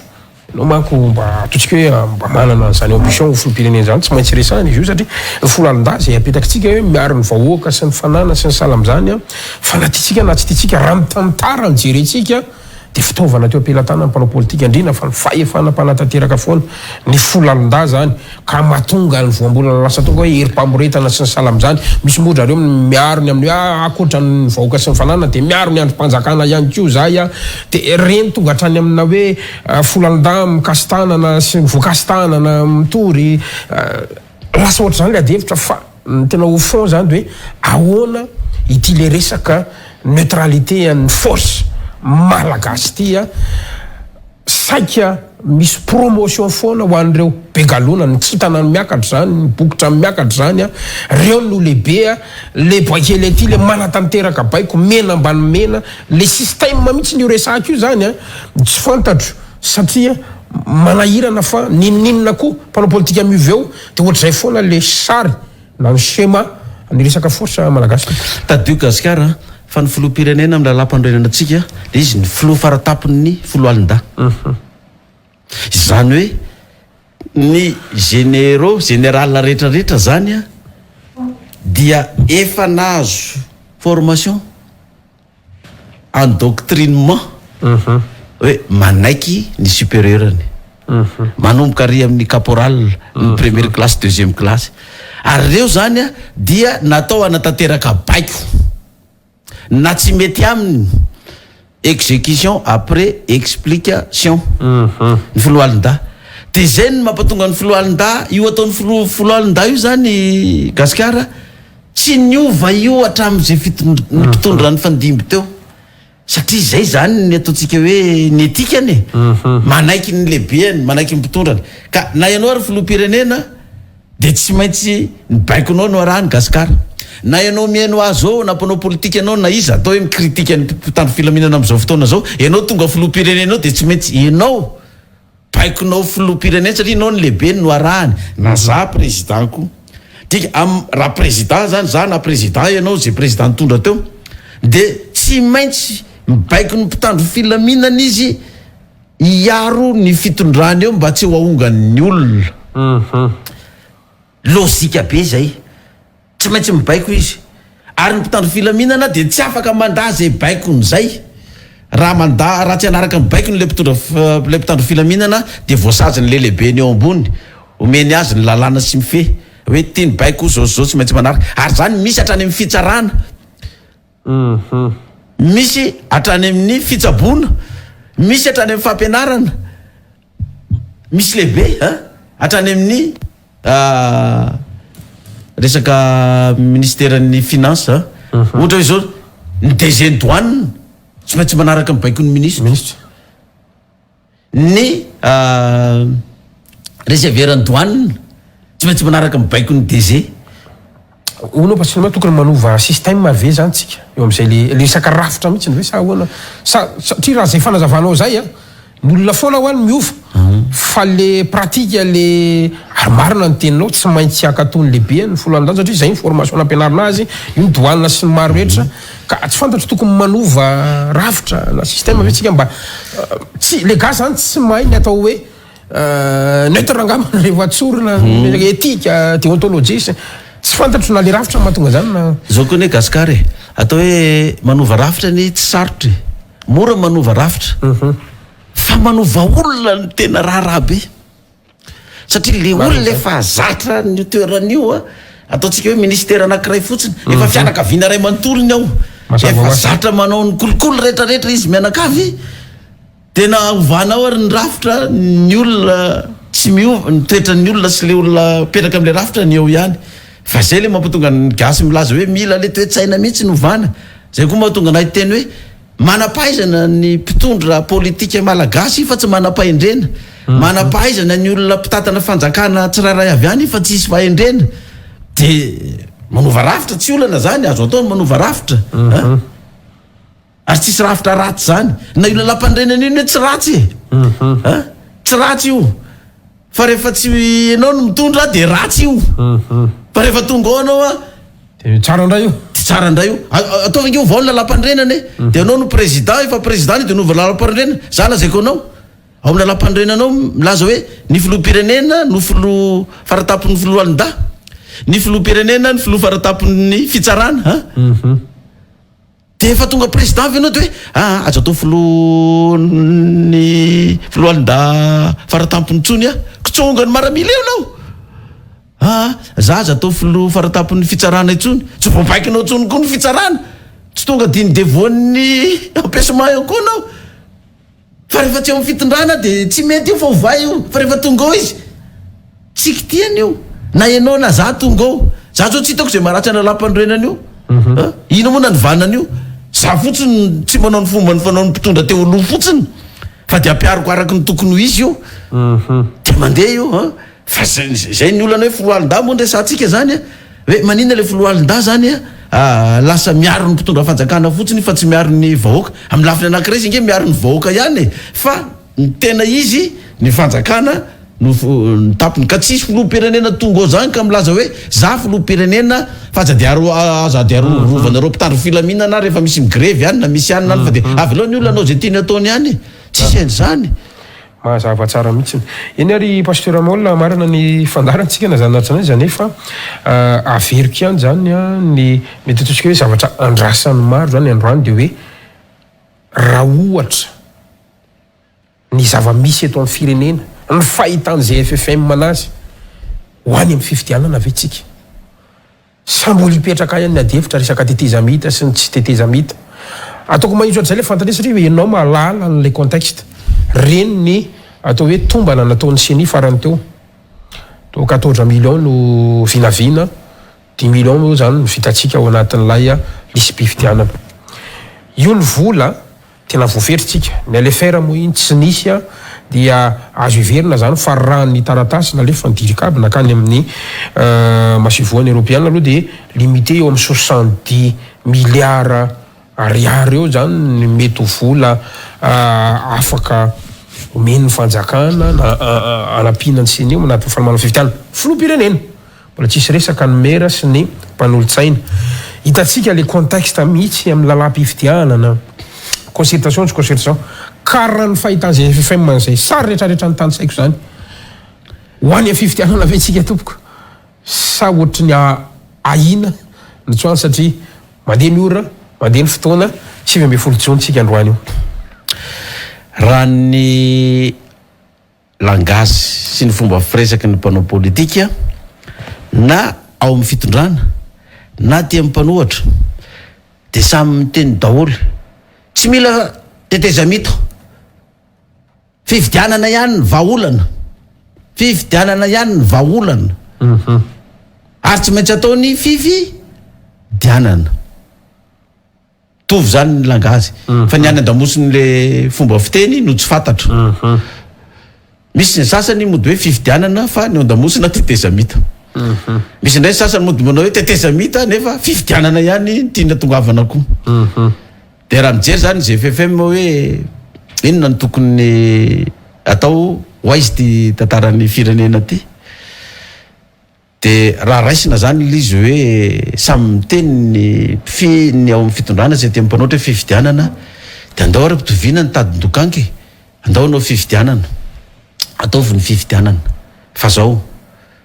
feny ve mifepetra anaovana le fifidianana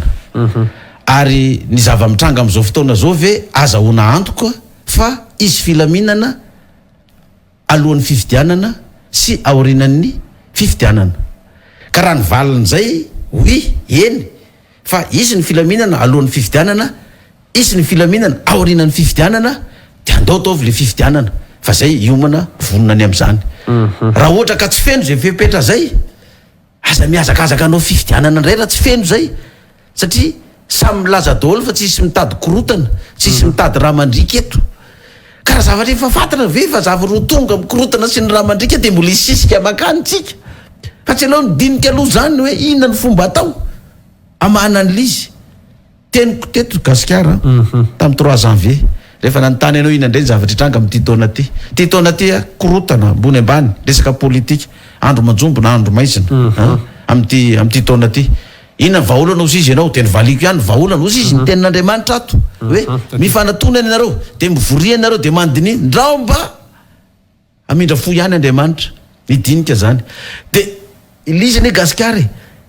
raha ohatra ka tsy dinika zany tsika am'izao fotoana zao a ifanatona zay tokony ifanatona rehetrarehetra am'le fividianana fa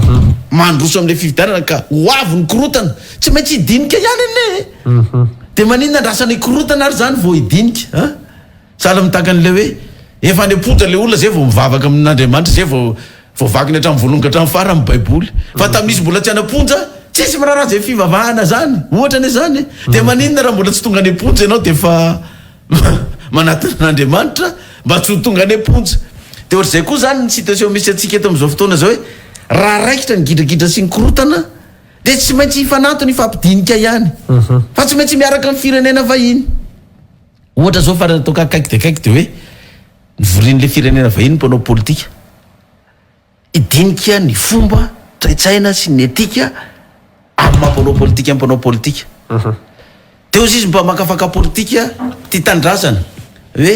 lalàna efa eto amintsika moa zany ko nga ilaina vahiny nampianatra anyzany mpanao politika eto amintsika lalàna efa misy eto amintsika ane zany de izy a mamaly an'le izy ka le lalàna efa misy eto amintsika fa itsika tsy mampiatra azy de miandro vahiny zany tsika mpiatra an'le lalàna zay vao akato zany hoe miandro vahiny ampiavana indray zany tsika vao iavana raha raikitra ny gidragidra sy ny korotana orinan'ny fividianana na alohany ka tsy le hoe teny mbola tsy tonga am'izay zany de efa midinika hoe inona ny mety isorohana tsy atongavana am'izay ary inona ny mety antony ahatonga atsika amin'ny korotana raha ny zava-misy am'izao fotoana zao de tsika ve zany de tsy afaka mifanatona sy mifampidinika zay fa miandro vahiny zany vao anaon'zay zavatra zay kanefa ny any zava-misy am'izao fotoana zao samy miteny daholy samy manana an'zany ao fara atony ao ny tsirairay hoe ohatra ny hoany amin'ny korotany ty raha zao ny fandehany ty zavatra ty fa tsy mety mifanatony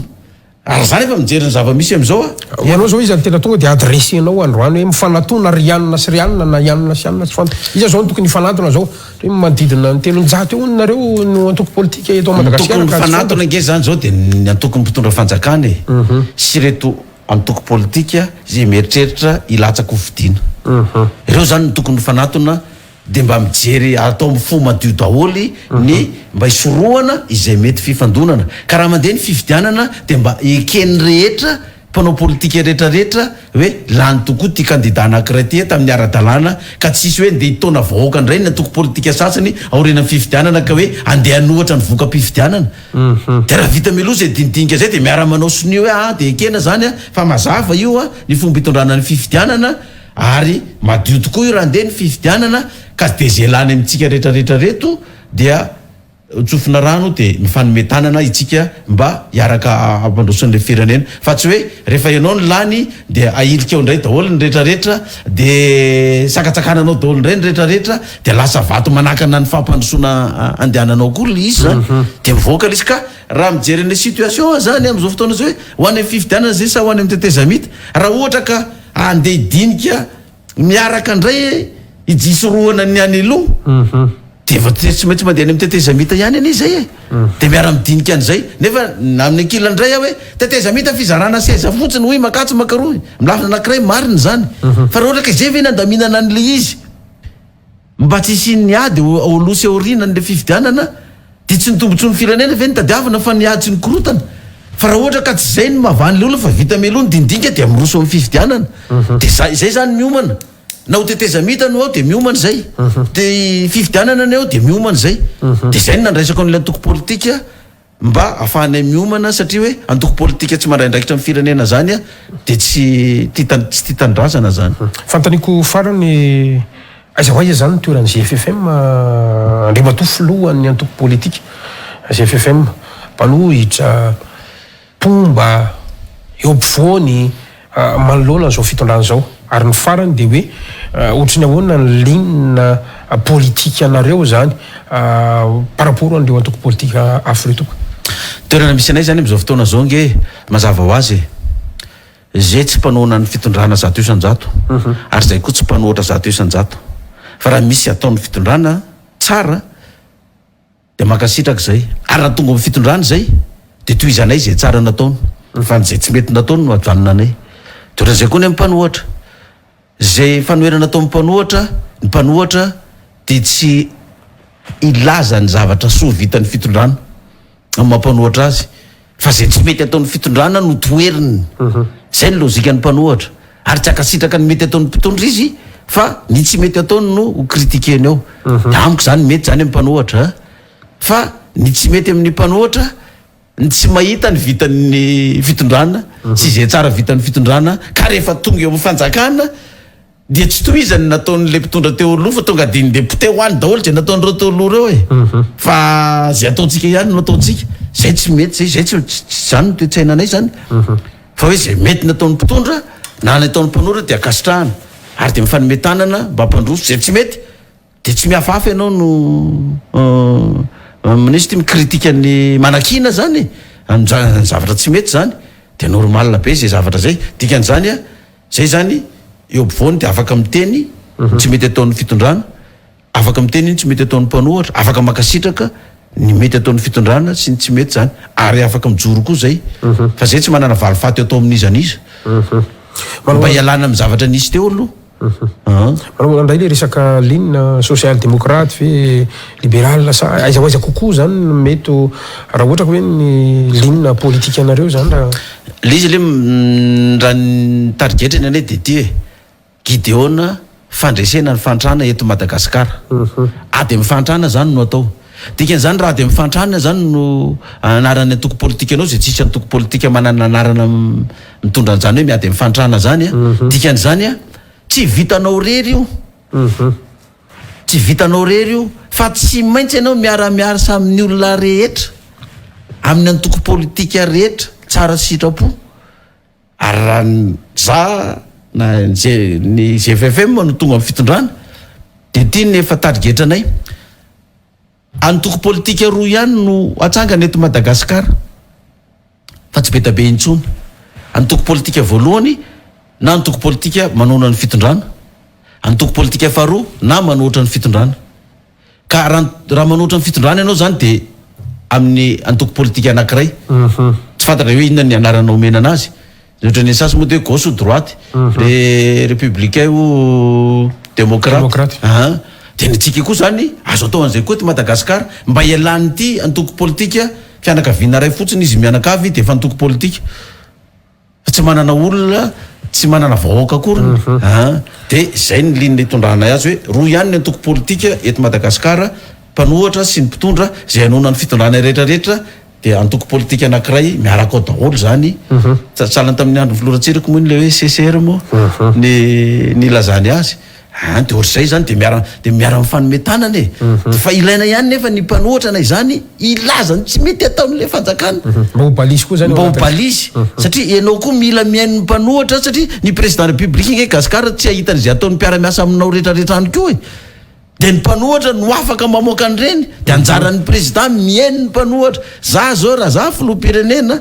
ny andaniko ny androko de ien'ny fanoheran'ny mpanohatra rehetrarehetra ka zay zavatra lazain'ny mpanohatra fa tsy mety any de zako ny mpiara-miasa amiko amahany zay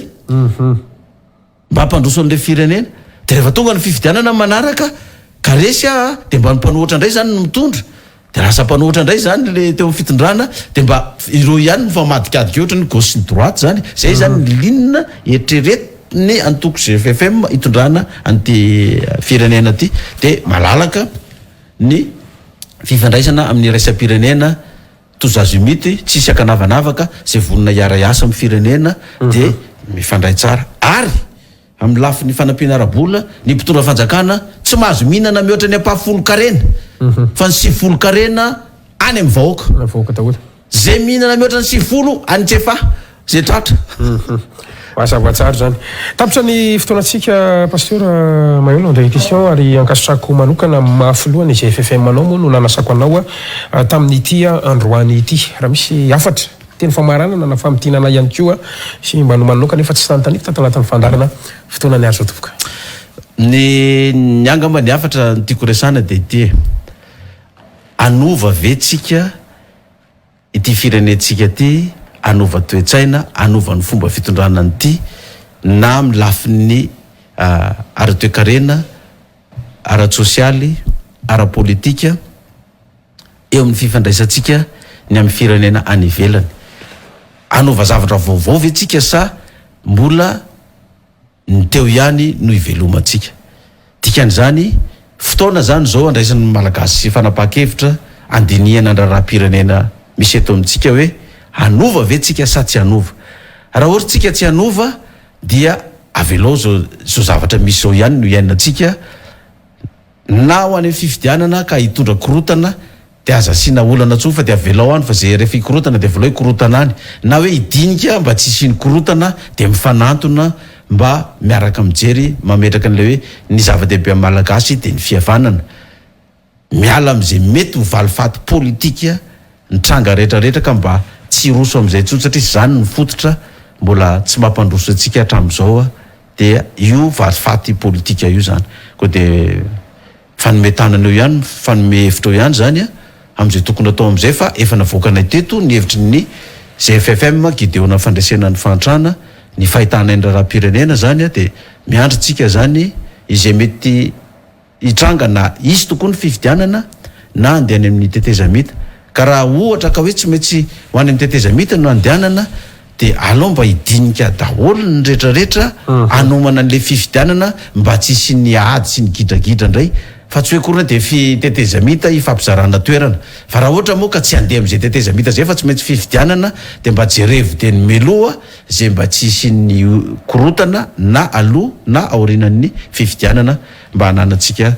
firenena afaka mba mandroso am'izao toerana misy atsika zao. De misaotra ny Real TV,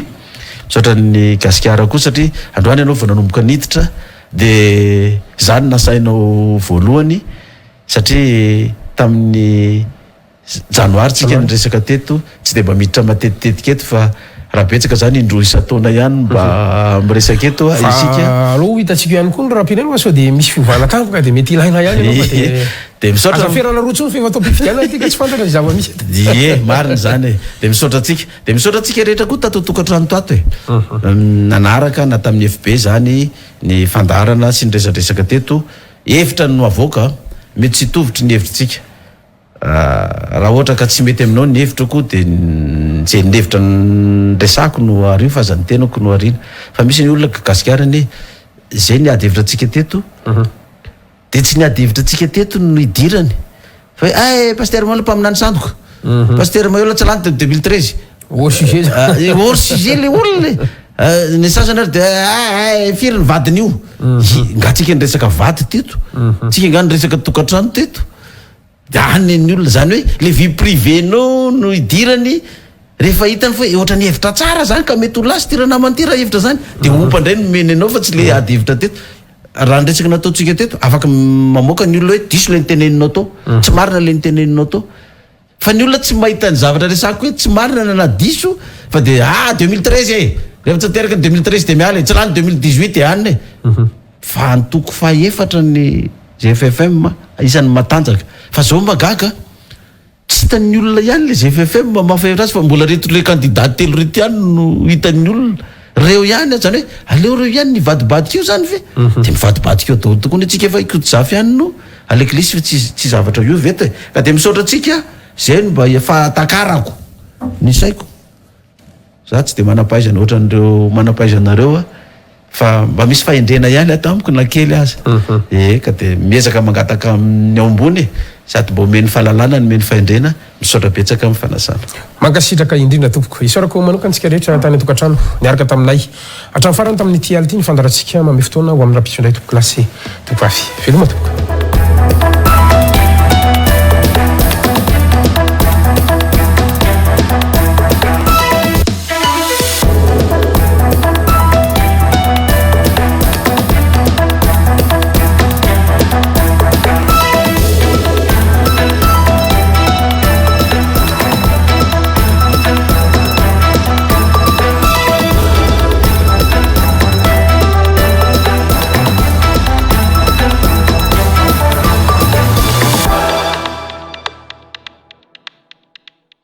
Matezatol manolotra anao ho amin'ny fanorenana maharitra sy mateza amin'ny vidiny tena mirary.